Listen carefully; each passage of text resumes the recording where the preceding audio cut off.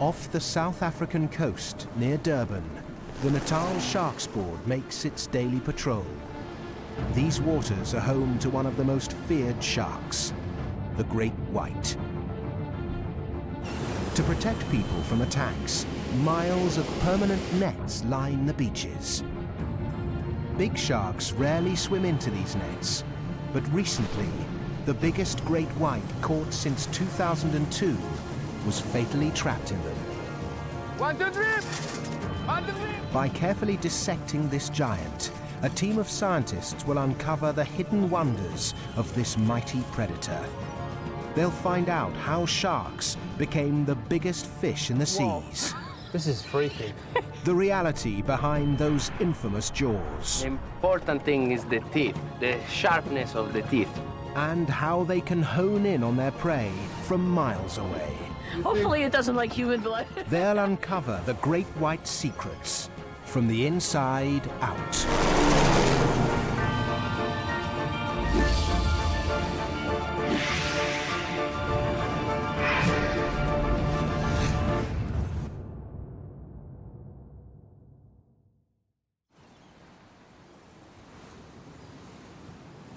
Great white sharks are regular visitors to the rugged coastline of Mossel Bay. But the huge great white, caught further up the coast, presents a unique opportunity for experts to learn about the shark's anatomy. British veterinary scientist Mark Evans joins an international team. Wow, that's some collection, isn't it? From South Africa, leading shark attack expert Jeremy Cliff. His jaw collection is the stuff of nightmares. Unfortunately, we've still got this paranoia that the general public have with sharks. The old adage, the only good shark is a dead shark. From Italy, shark researcher Enrico Gennari. Yeah! He likes it! He risks life and limb for his passion. We know some sharks for years. You know, when you go out with your buddies to have a beer, you know them by name. And from New York, comparative anatomist Joy Reidenberg, whose scalpel's always ready for a new species. Just remember to close the top. I don't want to be sitting in a bait box.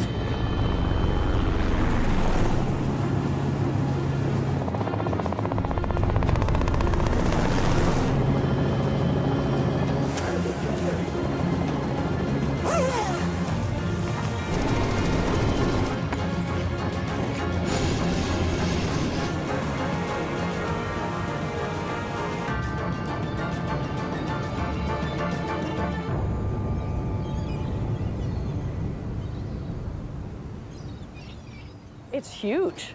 It's much bigger than I thought it would be. Yeah, I didn't think it would be this big. Wow. It's really a big animal. And looks like it's a female. So it's a female. Do we know what weight it is? How old do you think it might be? 900 kilos, probably in the region of about 12 years old. That's a big fish. The scientists want to look under its skin to reveal the great white's strengths and weaknesses. Why it will die if it ever stops swimming. How it's evolved to become such a formidable athlete.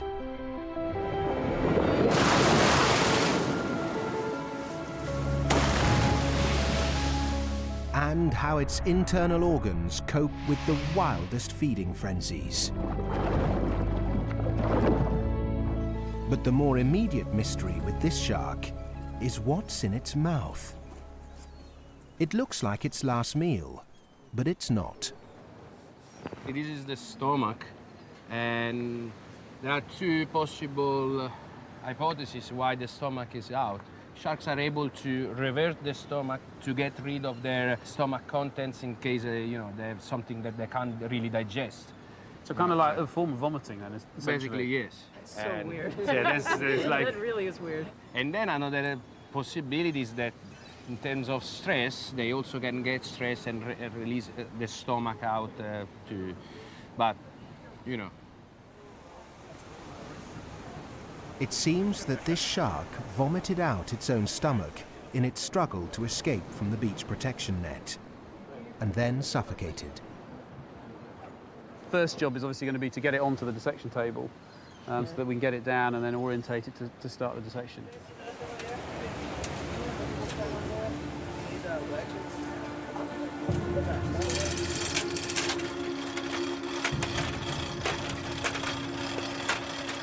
Philip Zungu, the Natal Sharks Board's most experienced dissector, makes the first cut.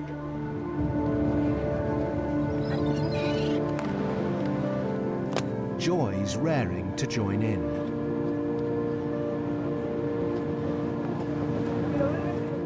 She's dissected many whales before, but this is her first great white.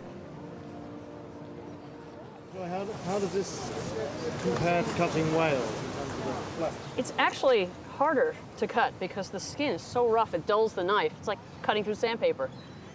Whereas when you're cutting a whale, even though they have blubber and they have a much thicker skin, it's more like cutting Jell-O. So you can actually slice through it fairly easily and really can feel it like sandpaper. Exactly. Getting caught on it like sandpaper. It was used, actually, shark skin, Really? sandpaper, and still in some places around Australia, it's still used. Amazing, yeah. In fact, closer examination of the shark's rough skin provides clues to its evolution.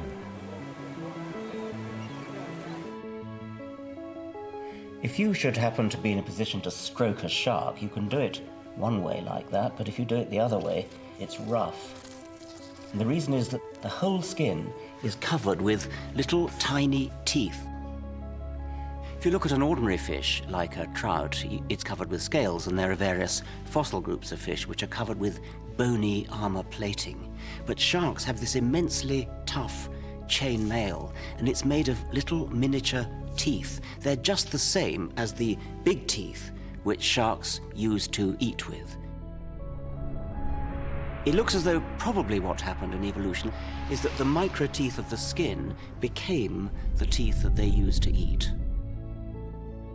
That's extraordinary, isn't it? It's just amazing how those animals adapt. From the evolution point of view, these teeth come from the shark skin. Yes, but it seems pretty loose when you touch them. I mean, here, They they're wiggle. very loose. Oh, they really are The amount of loose. movement in that. I really thought these were going to be fixed into the jaws. The last thing you'd expect in a shark is wobbly teeth. Yet somehow they've turned an apparent weakness into a deadly advantage. We have a look at the jaw of a great white. You'll see the teeth are V-shaped and serrated, but what's really amazing is that there's so many teeth produced. If you look there, you can see their teeth in rows behind the functional row that are just waiting to replace the outer row. So you've got one row of teeth that's actually functional, but you've got all these other teeth as kind of spares in the wings behind. Yes, they're essentially just waiting to replace the outer teeth. The teeth are not embedded in sockets like we have with mammals, but they're connected to a layer of tissue very similar to our fingernails. And that tissue is growing from the inside of the jaw out. It's a continuous process, very slow. And as that tissue grows, so the teeth right at the front of the mouth eventually will fall off. Exactly. That's a phenomenal adaptation, isn't it, for a predator? Because if you've got a big land mammal predator like a lion, once it's broken its adult teeth, it's done for. It's doomed completely. Whereas for the shark, it just waits and another new set come along. But it's extraordinary when you think how easily I could be eaten by this. fully jacked open. If you were a Cape fur seal, Oh, yeah. I'd be dead. chopped in half and a I'd good be chunk of food. beheaded. Wow, that's amazing.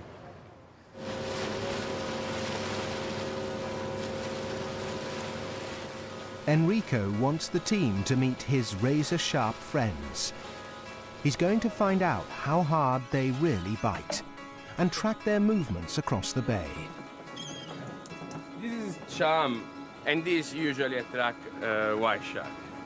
It's like making homemade pasta. It gives you also some kind of pride. They feel the passion in it. Oh, yeah. Made with my heart. And your feet.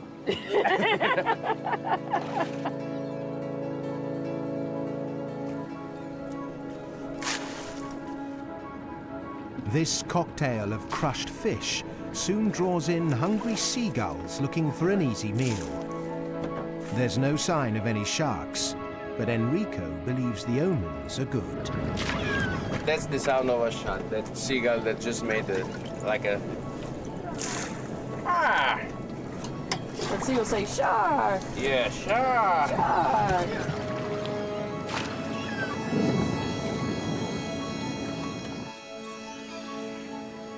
Wait, here comes something. There's making a something here, beeline. Bud. It's shark. Beeline Shark, toward us. shark. There it is. It's There by we the, go. It's by the bait. Here we go, everybody. A bigger one. Woo! He's Oh, he's man, going look under. at that. How exciting is that? They are so close. That's the front one. Whoa! Whoa! Whoa! It's huge. Oh my God, that's huge. That's as big as the one we looked at. Hey, good boy. Didn't I promise you a big one? Oh yeah. Okay, it's big enough? It's scary. Okay.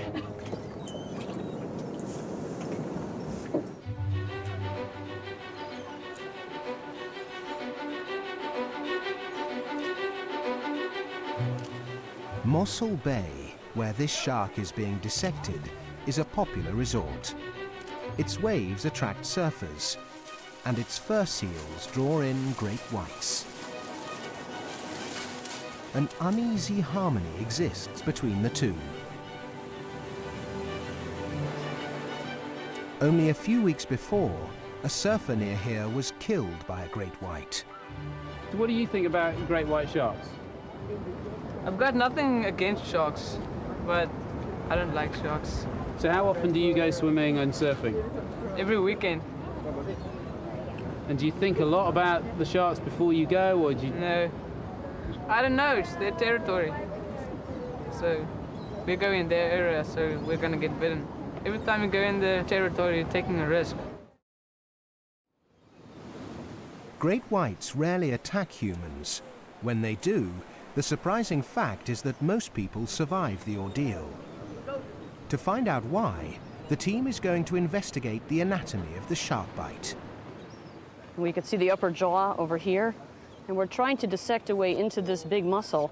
We're talking about the jaw closers are all this bit here. So Yes. we're just seeing a part of it here, but it's literally Exactly. this whole thing on It the looks side like of this it. whole pocket of stuff is just muscle. These muscles remind me of the ones that we saw on the crocodile that were used in closing the jaw. In fact, they're very whitish in color. So I'm presuming that they're also very fast twitch muscles that have to act suddenly.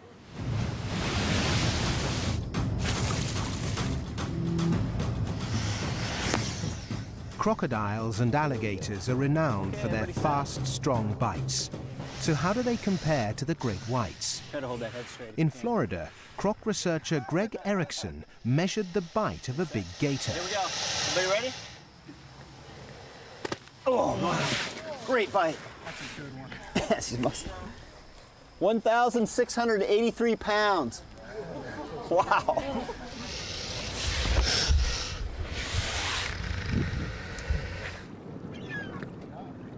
To tempt a great white to bite on his meter, Enrico surrounds it with rotting fish. Yeah, yeah, yes. Come on. A little bite. It's juicy. Come on, turn. Yes. Higher. A bit higher.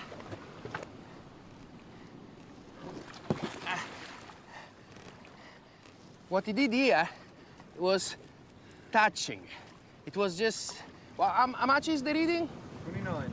29 pounds, nothing. My bite is much stronger than that one. It's basically just touching that object, a strange object that it doesn't know what it is, and feel it. They don't have hands.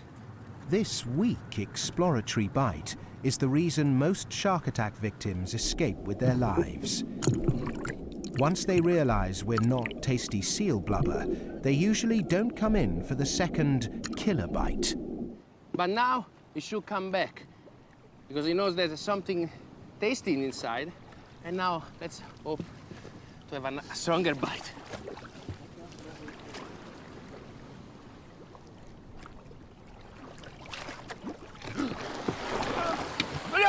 Give it back. Give it back. It's mine. Let it go. Ah! Oh, no.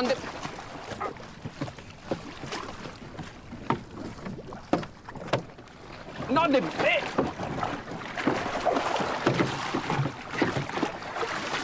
It's mine, not yours. Here you go. Go away. Go away. Go away. Sorry, baby. You see? Look at that. What was the reading? That was about 90 pounds. 90 pounds. 90 pounds is about 40 kilos. It's about my bite strength. There's also, you can see, didn't go really for the bite meter, most for the buoy. But that's quite a weak bite. Pound for pound, the great white's killing bite turns out to be 4 times weaker than the croc's. It's hard to believe such huge jaw muscles deliver such an unimpressive bite. But it's easy to see why, after dissecting the jaw. I mean, here's the edge of the jaw itself, because it's not physically attached to the cranium. It's a separate piece. You can get your fingers behind there and feel it's all separate. Oh, that's this incredible. wiggles Yeah, separately. The skull is pretty firmly attached in here right now. This is being held up by a hook mechanism right here. So this is pretty stable. But I can wiggle this back and forth. This is kind of wiggly. At first glance, this weak jaw arrangement, with the upper jaw floating free from the skull, seems to offer few benefits. Whereas the croc's upper jaw, which is moulded into the skull, results in a much more powerful bite. But hanging free has its advantages too. When a shark opens its mouth, the jaws can be thrust forward, enlarging the size of its bite. The prehistoric-looking goblin shark has taken this ability to the extreme.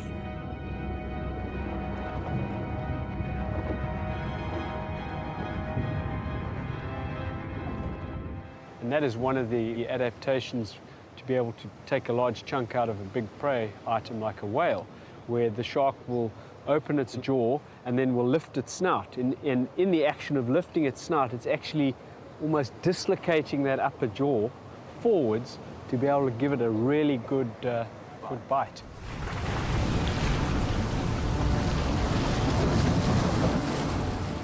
There's one final puzzle to solve in the anatomy of the bite. How did this bizarre jaw evolve? To answer this question, we need to continue our dissection by examining the shark's breathing apparatus, its gills.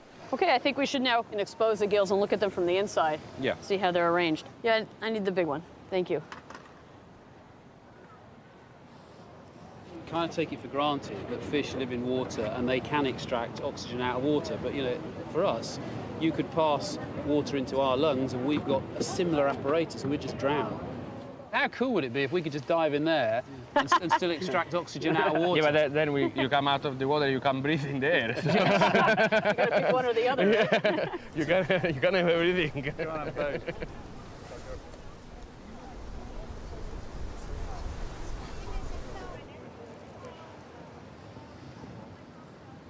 If we cut back along the gills, we see these wonderful feathery structures.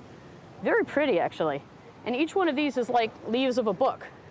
So you can take each page of gills and flap them back and forth here. And this is where all the respiration is occurring. So water's coming this way, and the blood is running across the gills back and forth this way.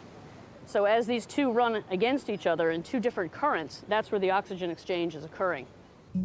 A great white must keep swimming to ensure a continuous flow of oxygen-rich water across its gills.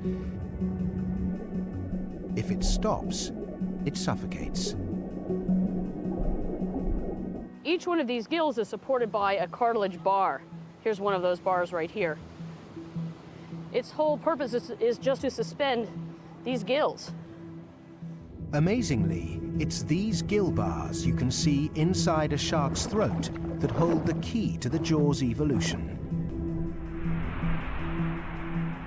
If we go back to the shark's ancient ancestors before they had jaws, their gills were probably held open by simple cartilage bars. Initially, it's thought tiny hairs helped draw water through their gills. In later generations, the gill bars became hinged, so they could work like a pair of bellows, pumping water in and out.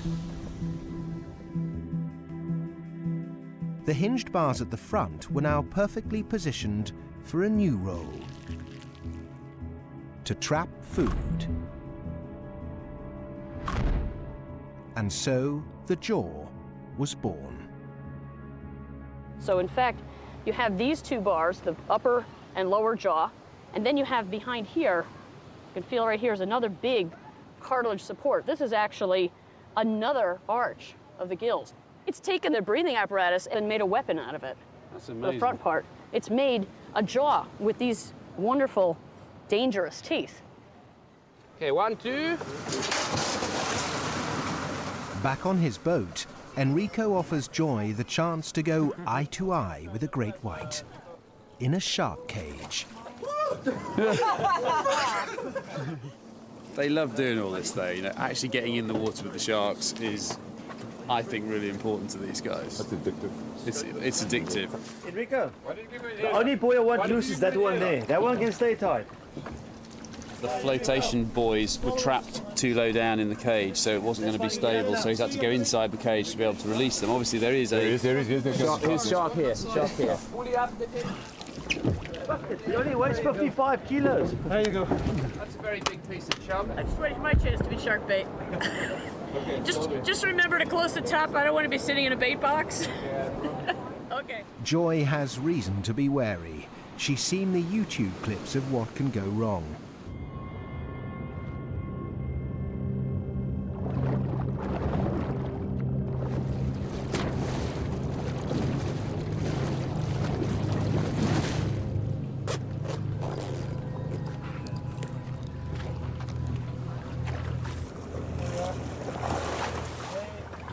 After seeing that one that swam by, I'm a little scared actually.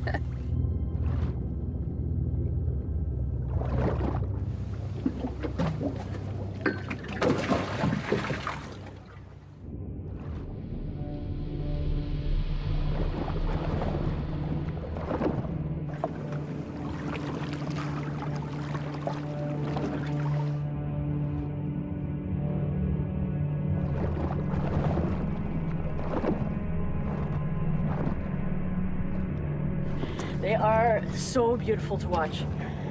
And they look so peaceful, and they don't look very aggressive.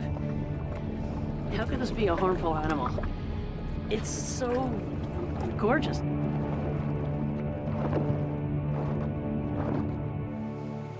Oh, wow, look at it. Wow, side by side, like a dance. 1, 2, 3, 4. 5 sharks. It's amazing. That's a party.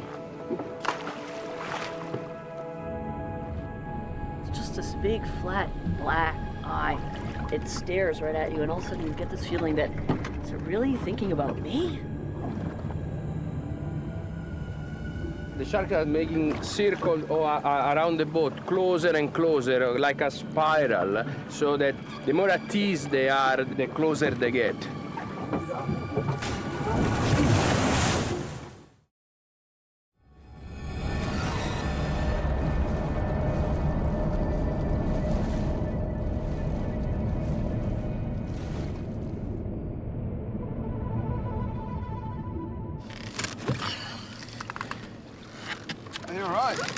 Oh my God. You all right? I think I was so excited I bit my lip. I'm bleeding. Wow. I was so excited watching them down there.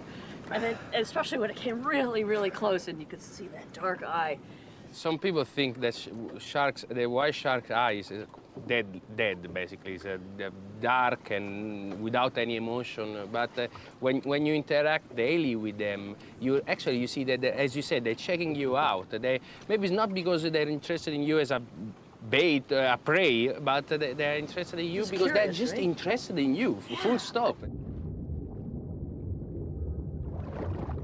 The eye of the great white is mesmerizing. It never blinks because it has no eyelid. Some say they never sleep, but no one knows for sure.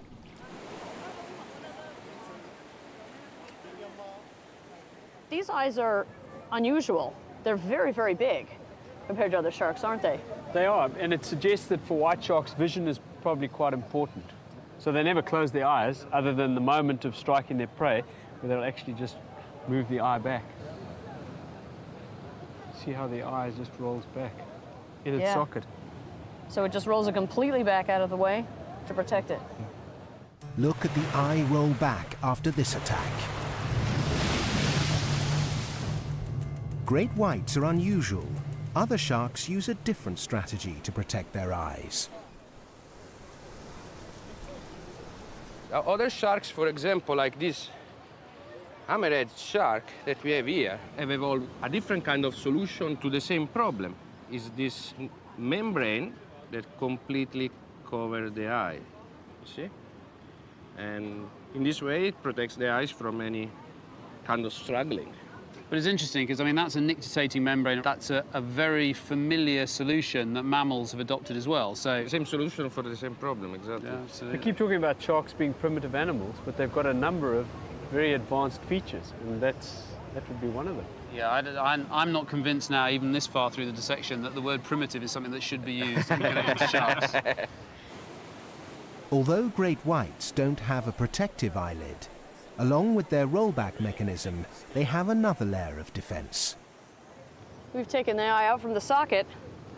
We're going to just place it on the back of the shark here and try to cut through it. Otherwise, just cut with a scalpel. Hang on. It's really hard. It just shows you how effective this could be against a seal claw. I was going to suggest just if you cut a ring It around is with a scalpel like that. very Yeah, solid. just take the... Well, that helps answer the question, doesn't it? It's a very, very thick-walled eye. Let's try cutting this That's way. it. That's it.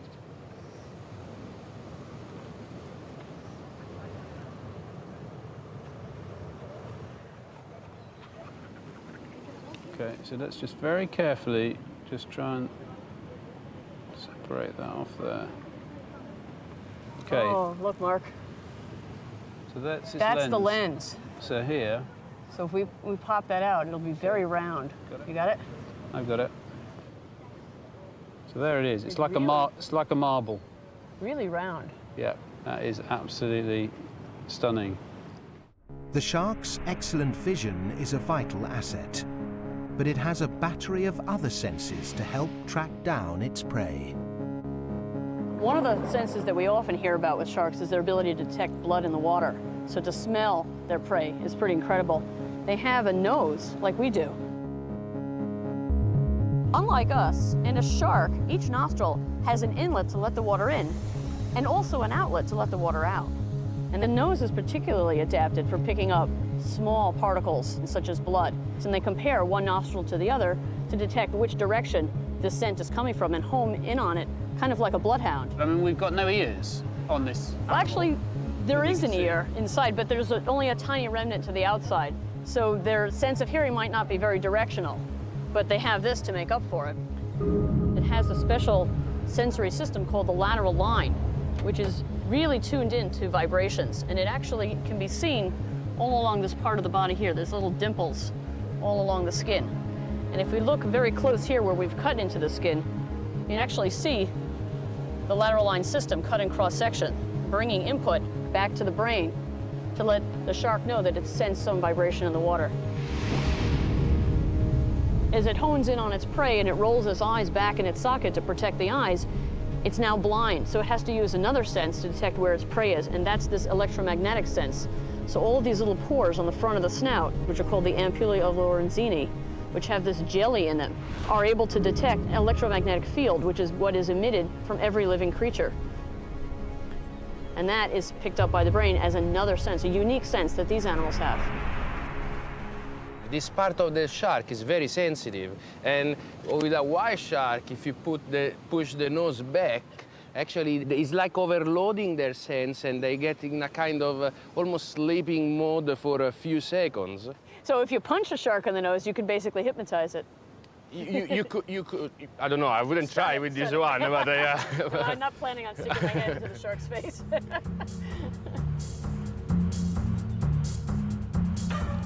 Shark wranglers like Enrico have long known about this super sensitivity.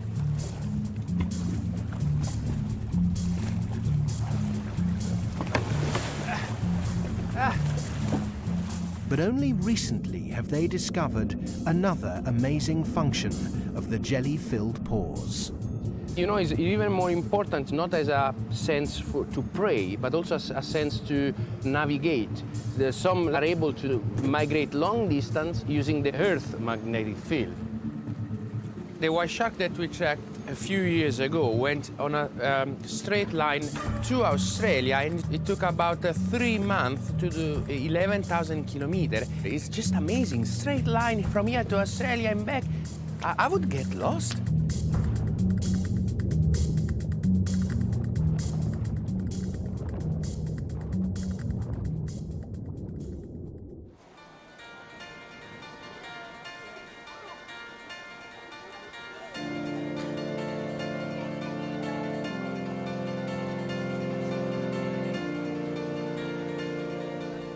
That's a girl. This is a girl. How do you know? How do we which know? a girl and which is a man? Because if you look at the other end of the shark, it has special fins. And the fins look different in the boys than they do in the girls. Oh, now I understand. This female's special fins are hidden under her massive bulk. On a smaller hammerhead shark, Joy tells the fishy version of the birds and the bees. If you look at this part of the shark, these are the fins near the anus. And if you look right inside the fins, you see these little bumps right here? That's what boy sharks have. Girl sharks don't have that. So that's how you know, without even opening it up, whether it's a boy or a girl. Oh, now I see. These little bumps are called claspers, and they're used like a penis is used. So they insert these into the girl and use this to put the sperm inside.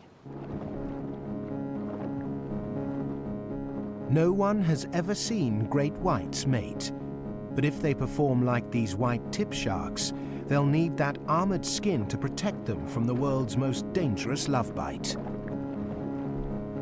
Sharks mate more like mammals than most other fish. The females keep their eggs within their bodies, and the males fertilize them inside.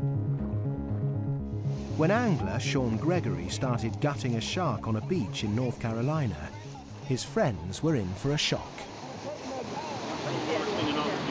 Oh my God! Oh, it's a baby. It's a baby shark. It's a baby in there. It's a baby shark. You can save the baby. Where? Where's the fish? Don't hurt it. Don't hurt it. Don't hurt it. Right here? Yeah, in that sack. Yes. It's a baby. Oh, sure. It's got gills. Oh my God! What's that? Holy Oh, look, shit. Sean, you're giving birth to a shark.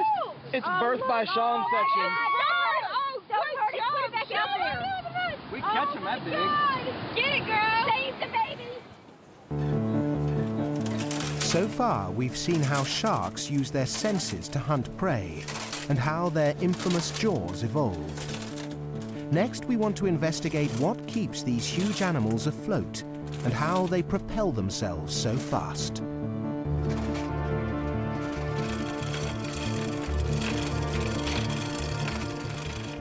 One, two, three! One, two, three! Yes! Yes! Well done, guys. Thank Yeah! Yes! Sharks have one vital organ that holds the key to how they became so big. To reach it, Philip cuts through the white underbelly that gives the great white its name.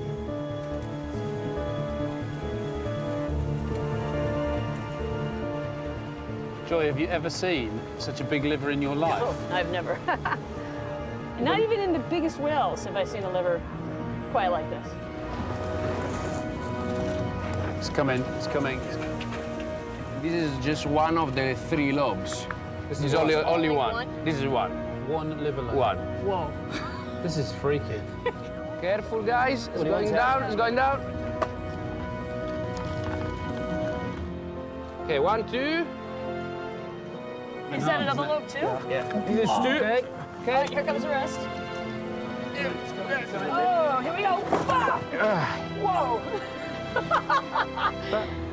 That wasn't Wait, kind about you forgot the one piece.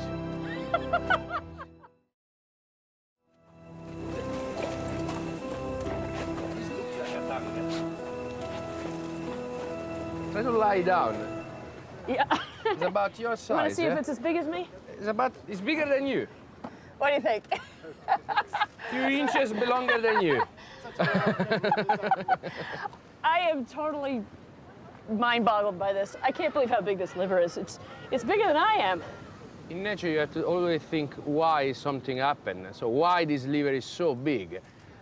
If you look at the shark, and you can see that inside doesn't have, like other fish have, the swim bladder. The swim bladder basically is a gas chamber that expands and decreases volume in order to help the fish to float. Like a buoyancy compensator that a scuba diver would wear, where you can change the volume and change the buoyancy that you need to be at It's to exactly keep the them same. neutrally buoyant in the water. Exactly, it's exactly the same thing. There's something in this that helps it with buoyancy, but what? How? If you think what it does when you put liver in water, Well, put a piece in and we will do a mini test. here we have sheep liver. So this is lamb's liver. Okay, let's see what it does. So it's on the bottom. Yeah. It's definitely in the bottom. It sinks, which is a good thing. That liver's normal. Okay, let's try with the shark liver. Okay, let's cut a piece of it.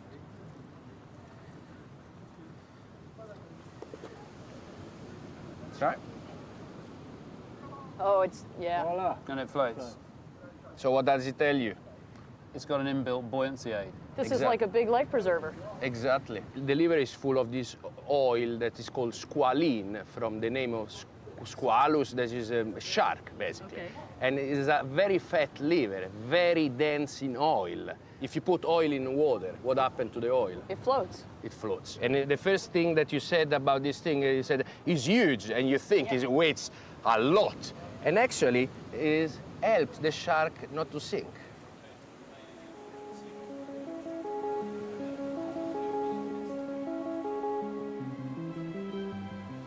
Another thing that helps the buoyancy of sharks is that they don't have a single bone in their body. Unlike us and most other vertebrates, where our skeleton is mostly made of hard, solid bone, sharks have cartilage instead of bone. Their skeleton is made of cartilage. We have cartilage. We have cartilage in our ears and in our noses, and in the embryo, all our bones start off as cartilage. But a shark only has cartilage. And this gives them lightness, it gives them a flexibility, and it enables them to become the largest fish in the sea. Today, the very largest is the whale shark, which can weigh up to 20 tons. They're harmless filter feeders that swim around sucking in plankton. But have there ever been any larger sharks?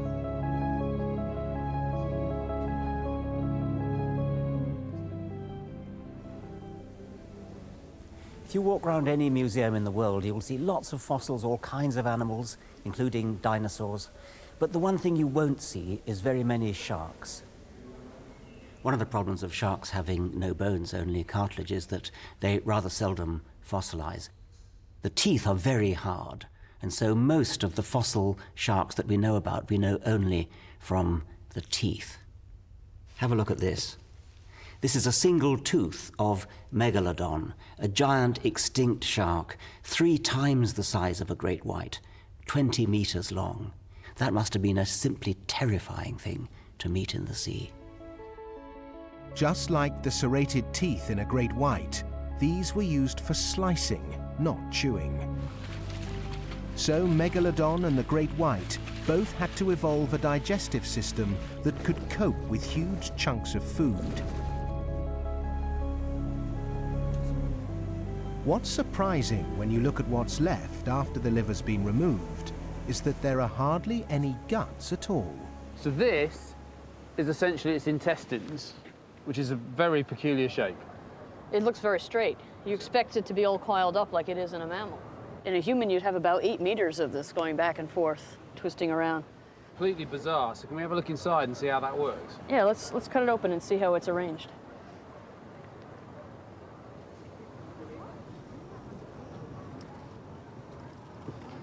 That has an interesting smell. This fish has definitely been eating something. Wow, that's amazing. It kind of looks like the gills. Look at all these little Incredible. folds. It's like just leaves. So what's the flow through here then? Because we know the stomach's avulsed through the mouth, so that bit's up there. But once you've gotten into the beginning of the intestinal tract, which starts right about here somewhere, but the solids would go all around the periphery here in each one of these grooves. It looks like a big spiral staircase. Here's the beginning of the spiral right here. See how my finger goes underneath like that? So this is one plate right there. Okay, so it's then going in like this. Right, so it'd go into the next plate, which would take it around to the next level. It would come around into here, and there's the entrance to the next one. And it just keeps going around. Wow. I mean, the whole point of any intestines is to get big surface area for absorption of nutrients from the food. Well, I think you're getting it here over a very short length. That is such a neat solution to the problem, isn't it?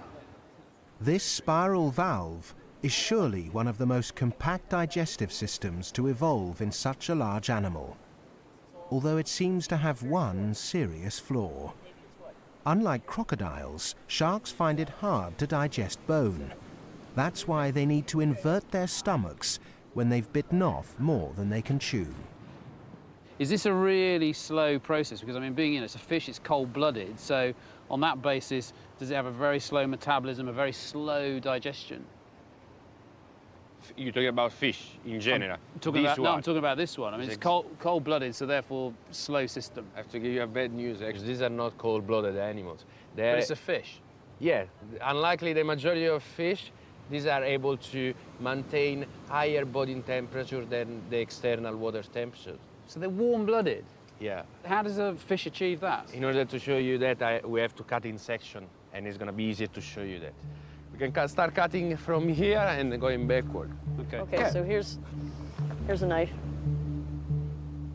Enrico wants to expose the tail muscles to see how they increase the shark's body temperature. During a lifetime of constant swimming, they can travel 20 times round the Earth.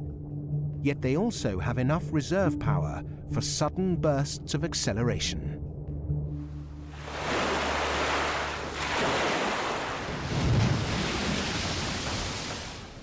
This is the powerhouse of this shark.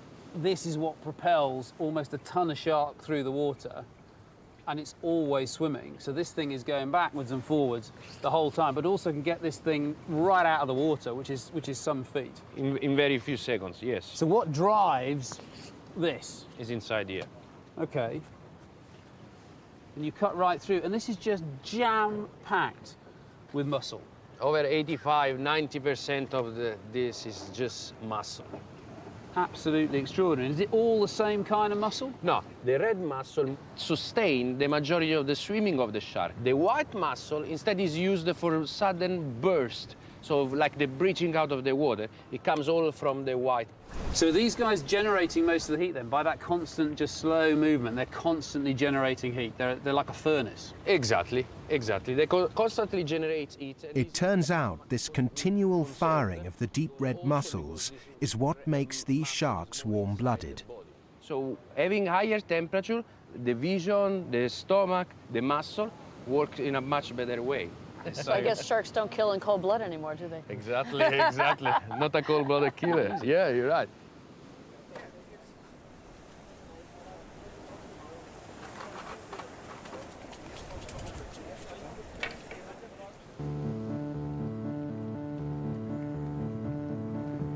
Enrico's love affair with the great white began as a boy when he saw a film about sharks.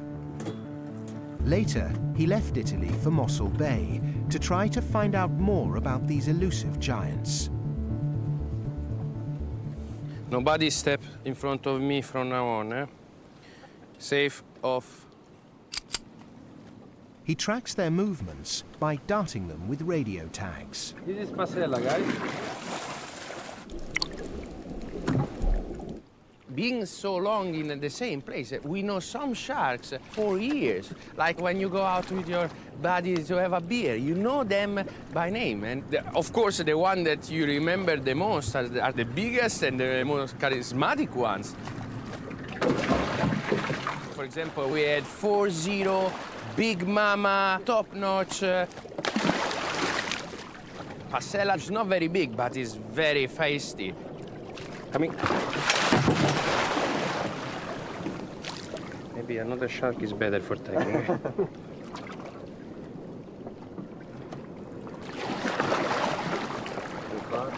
Okay, ready?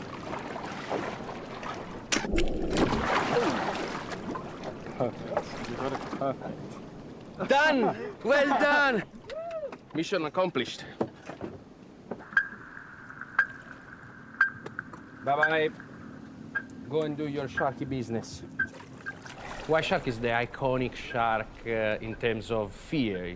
People hate them. People want to kill them. And I mean, when I was a kid, I always support for the Indians rather than the cowboys. I always supported the weakest side. And that's why I really want to, with my study, to make a difference. With the research, what we're trying to do is to show that with our findings, that actually sharks, we can coexist with sharks. And there are other ways that maybe could be safer. The main one is actually knowledge. Knowing where to swim, when not to swim, is actually the best protection that people can have. We know what Enrico thinks about sharks, but what goes on in the mind of a great white? Joy has one final cut to make. She's about to lift the lid on its very weird brain. To discover how a shark thinks, Joy must first slice through a cartilage cranium that's an inch thick. Oh, now we're free. Okay, let's turn up jaws here. Oh, yes. And how are you going to turn it? Do you want it?